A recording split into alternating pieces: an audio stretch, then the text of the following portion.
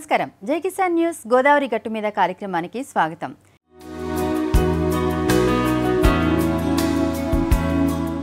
ఈరోజు కార్యక్రమంలో మనం ఉప్పు సాగు గురించి తెలుసుకుందాం.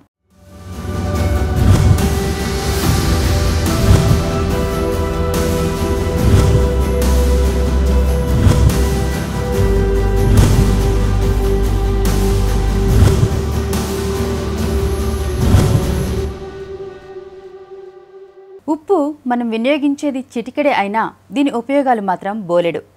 ఉప్పు లేని వంటకాలను రుచి చూడడం కాదు కదా, కనీసం ఊహించడం కూడా కష్టమే. ఉప్పు డబ్బా లేని డైనింగ్ టేబుల్ అసలు ఎక్కడా ఉండదు. చాలా సింపుల్గా కనిపించే ఉప్పు వెనుక చాలా పెద్ద చరిత్రే ఉంది. క్రీస్తు పూర్వం 2250 సంవత్సరంలో మొట్టమొదట ఉప్పు గురించి అప్పటి పుస్తకాల్లో రాసి ఉంది అంటే మానవాళికి ఉప్పుకి ఉన్న సుదీర్ఘ అవినాభావ సంబంధాన్ని అర్థం చేసుకోవచ్చు. పూర్వం ఉప్పు ఇంత విరివిగా దొరికేది కాదు. అందుకే అప్పట్లో దీన్ని తెల్ల బంగారంగా వ్యవహరించేవారు. దీనికి కారణం ఆ కాలంలో ఉప్పు తయారీ ఎంతో వ్యయ ప్రయాసాలతో కూడుకున్నది కావడమే.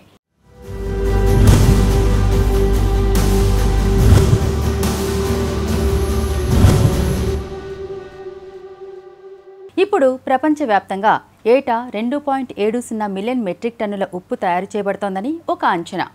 భారతీయులు ఒక్కొక్కరు రోజుకి 4 నుండి 10 గ్రాముల ఉప్పును వాడుతున్నారు. మనమే కాదు, ప్రపంచంలో 90% మంది ప్రజలు వరల్డ్ హెల్త్ ఆర్గనైజేషన్ ప్రతిపాదించిన రోజుకి 2 గ్రాముల పరిమితి కన్నా 3 రెట్లు ఎక్కువగా, అంటే 6 నుండి 9.5 గ్రాముల వరకు స్వాహా చేసేస్తున్నారట.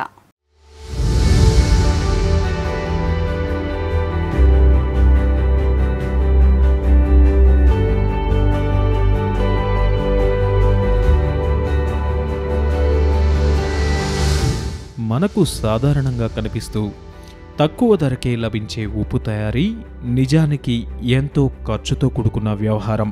పూర్వం రోమన్ సైనికులకు జీతంగా ఉప్పును ఇచ్చేవారనే పుకారు కూడా ఉండేది. అసలు శాలరీ అనే పదం సెలేరియం ఏజెంటేమ్ అనే పదం నుంచి వచ్చింది. ఒకప్పుడు బంగారంతో సమానంగా ఉప్పు విలువ ఉండేది.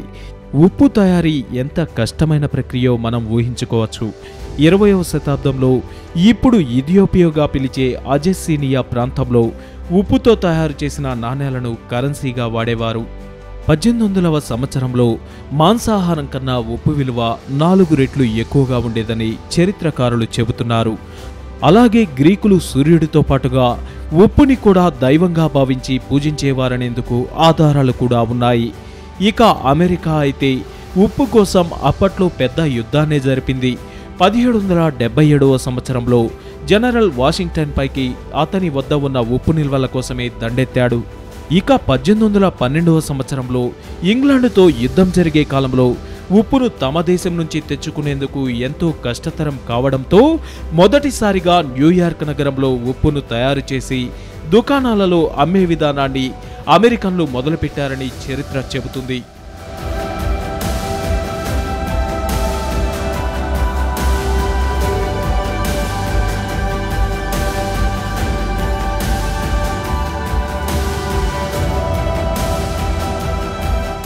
ప్రపంచంలో చైనా, అమెరికాల తరువాత ఉప్పు తయారీలో 3వ స్థానం భారత్కే చెందింది. మన దేశంలో దాదాపు 6.5 లక్షల ఎకరాల్లో ఉప్పు సాగు అవుతుంది. అందులో 88% మంది రైతులు 10 ఎకరాల కన్నా తక్కువ విస్తీర్ణంలో ఉప్పును సాగు చేస్తున్నారు. 6.6% రైతులు 10 నుంచి 100 ఎకరాలలో, అలాగే కేవలం 5.8% రైతులు 100 ఎకరాల కన్నా ఎక్కువ విస్తీర్ణంలో ఉప్పు సాగు చేస్తున్నట్లు ఒక అంచనా.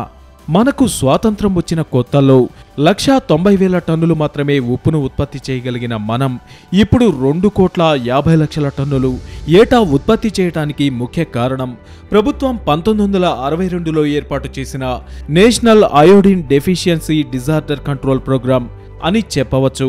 ప్రపంచవ్యాప్తంగా పెరిగిపోతున్న అయోడిన్ లోపం వల్ల ఏర్పడే ఆరోగ్య సమస్యలను నివారించేందుకు ప్రభుత్వం తీసుకున్న చర్యల ఫలితంగా 1984లో 60 లక్షల టన్నులుగా ఉన్న మన దేశ ఉప్పు ఉత్పత్తి ప్రతి ఏటా అభివృద్ధి చెందుతూ ఇప్పుడు 2.5 కోట్ల టన్నుల ఉత్పత్తి జరిగేలా అభివృద్ధి చెందింది.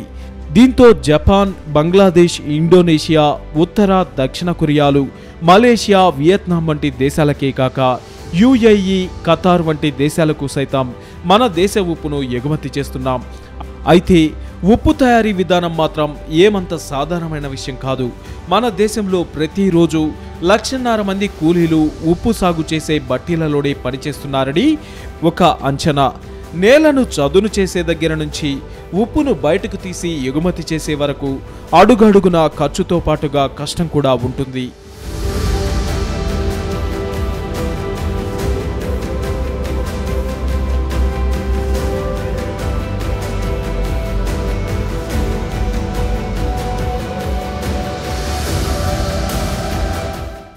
జై కిసాన్ న్యూస్ గోదావరి గట్టు మీద కార్యక్రమంలో ఇప్పుడు చిన్న విరామం.